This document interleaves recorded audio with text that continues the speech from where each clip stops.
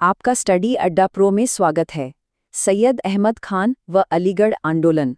तो चलिए आज के सफ़र की रूपरेखा देख लेते हैं। सबसे पहले हम उस दौर की पृष्ठभूमि को समझेंगे जब सत्ता बदल रही थी और एक संकट गहरा रहा था। फिर हम सैयद अहमद खान के दिखाए रास्ते पर चलेंगे। इसके बाद हम देखेंगे कि उन्होंने कौन सी संस्थाएं बनाईं और उनका विस्तार कैसे हुआ। फिर हम उनके सुधारों और उनकी विचारधारा की गहराई में उतरेंगे और आखिर में परीक्षा के लिए जो सबसे ज़रूरी बातें हैं उन्हें एक नज़र में दोहराएंगे। तो शुरुआत करते हैं हमारे पहले पड़ाव से, पृष्ठभूमि, सत्ता और संकट। देखिए, किसी भी बड़े बदलाव को समझने के लिए ये जानना बेहद ज़रूरी है कि उसकी ज़मीन कैसे तैयार हुई। सोचिए, 1857 के बाद का भारत, मुगल सल्तनत का सूरज डूब चुका था और अंग्रेज़ों का राज पूरी तरह से कायम हो गया था। ये भारतीय मुसलमानों, खासकर पढ़े लिखे तबके के लिए एक बहुत बड़ा झटका था। सिर्फ राजनीतिक सत्ता ही नहीं गई, बल्कि एक और चीज़ बदल गई, भाषा। जो फारसी कल तक सरकारी कामकाज की ज़बान थी, उसकी जगह अब अंग्रेज़ी ने ले ली थी। इसका सीधा असर पड़ा नौकरियों पर। नतीजा ये हुआ कि भारत का शिक्षित मुस्लिम कुलीन वर्ग अचानक खुद को शक्तिहीन और दिशाहीन महसूस करने लगा। तो अब आते हैं हमारे दूसरे खंड पर, सैयद अहमद खान का मार्ग। ऐसे ही मुश्किल और अंधेरे दौर में सर सैयद अहमद खान एक रोशनी की तरह सामने आए। उन्होंने एक नया रास्ता दिखाया। आइए जानते हैं कि वो रास्ता क्या था। सर सैयद को एक बात बिल्कुल साफ थी, अगर मुस्लिम समुदाय को इस संकट से निकलकर तरक्की करनी है तो उसका सिर्फ और सिर्फ एक ही जरिया है, आधुनिक शिक्षा। यही उनका मूल मंत्र था। इसके लिए उन्होंने 3 वैचारिक सुधारों पर जोर दिया। पहला, आलोचनात्मक दृष्टिकोण अपनाना, यानी हर बात को यूं ही मान लेने के बजाय तर्क की कसौटी पर कसना। दूसरा, विचार की स्वतंत्रता, मतलब हर किसी को अपनी बात कहने की आज़ादी। और तीसरा, जो सबसे ज़रूरी था, वो था यूरोपीय विज्ञान और टेक्नोलॉजी को अपनाना, क्योंकि वो जानते थे कि आने वाला ज़माना इसी का है। उस ज़माने में एक बहुत बड़ी बहस थी कि क्या विज्ञान और धर्म साथ साथ चल सकते हैं। सर सैयद का इस पर बहुत साफ मानना था। उनका सिद्धांत था कि कुरान और प्राकृतिक विज्ञान यानी नेचर की साइंस में कोई टकराव है ही नहीं। उन्होंने कहा कि धर्म को भी वक्त के साथ बदलना चाहिए, और इसीलिए उन्होंने जोर देकर कहा कि आधुनिक शिक्षा के लिए अंग्रेजी को माध्यम बनाना ही होगा, क्योंकि ज्ञान की नई दुनिया का दरवाज़ा इसी चाबी से खुलेगा। अब देखिए, सिर्फ सोच रखना या विचार देना ही काफ़ी नहीं होता है ना। उन विचारों को हकीकत में बदलने के लिए संस्थाओं की ज़रूरत पड़ती है। तो हमारे तीसरे खंड, संस्थागत नींव और विस्तार में हम यही देखेंगे कि सर सैयद ने अपने सपनों को साकार कैसे किया। इस सफ़र की शुरुआत हुई 1864 में साइंटिफिक सोसाइटी की स्थापना के साथ। इसका काम था पश्चिम की ज़रूरी वैज्ञानिक किताबों का उर्दू में अनुवाद करना, ताकि ये ज्ञान आम लोगों तक पहुंच सके। फिर आया वो ऐतिहासिक साल 1875, जब उन्होंने मोहम्मडन एंग्लो ओरिएंटल कॉलेज यानी MAO कॉलेज की नींव रखी। और ये कोई छोटा मोटा कदम नहीं था।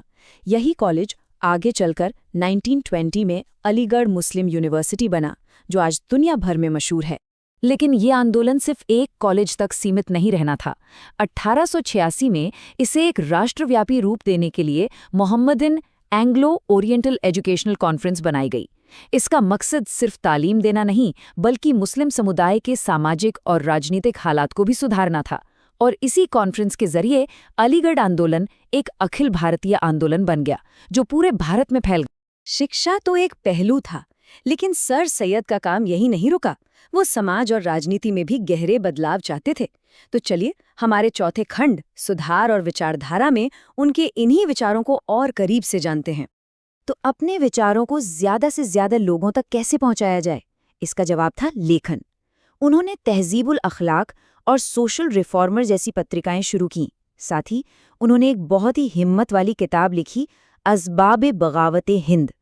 इस किताब में उन्होंने ये साबित करने की कोशिश की कि 1857 का विद्रोह सिर्फ मुसलमानों की साजिश नहीं थी, जैसा कि उस वक्त कई अंग्रेज मान रहे थे।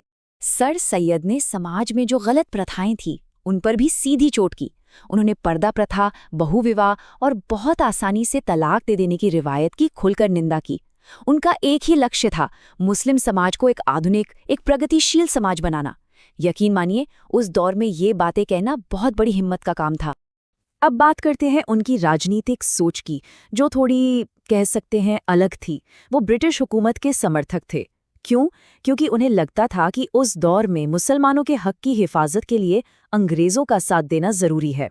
वो खुद इंपीरियल लेजिस्लेटिव काउंसिल के सदस्य भी रहे। उन्होंने मुसलमानों को सलाह दी कि वो सरकारी नौकरियों में जाएं ताकि सिस्टम का हिस्सा बन सकें। उनकी रणनीति साफ थी, अंग्रेज़ों के साथ सहयोग करके ही मुस्लिम समुदाय का विकास मुमकिन है। तो हमने सर सैयद और अलीगढ़ आंदोलन के बारे में काफी कुछ जान लिया है ना?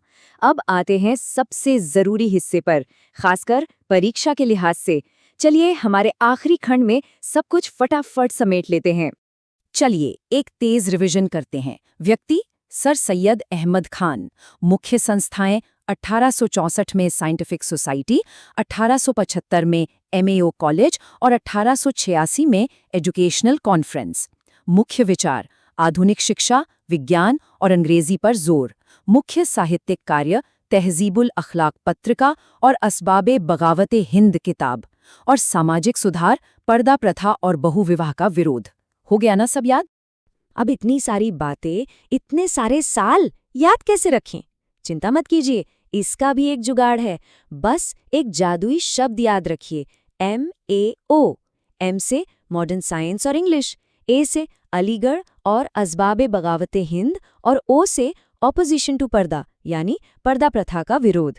और तारीखें वो भी आसान है, 64, 75 और 86 यानी 1864, 1875 और 1886। है ना आसान? उम्मीद है ये आपको परीक्षा में जरूर मदद करेगा।